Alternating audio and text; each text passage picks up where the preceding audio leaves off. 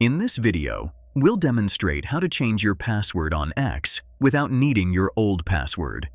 But before we dive in, I'd like to invite you to hit that like button if you're excited to learn how to change your password on X, and share your thoughts in the comments below.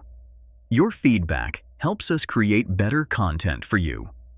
Let's get started with the steps to reset your X password. Open the X app or visit the X website. Tap on your profile located at the top left corner. Tap on Settings and Privacy. Select Account. Now tap on Change Password. If you've forgotten your old password, click on Forgot Password. Enter your X account email, phone number, or username to find your account. Verify your X account by selecting your email address or phone number to receive a verification code.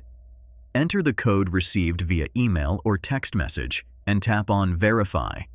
Set a new password and confirm it. You can choose to have the password remembered. Tap on Reset Password to confirm the changes.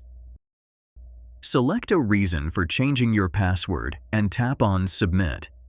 This is how you can change your X password without requiring your old password. If you found this video helpful, please take a moment to like, comment, and subscribe to Media Magnet Guide for more informative content. For additional tutorials and helpful guides, visit our website at MediaMagnetGuide.com.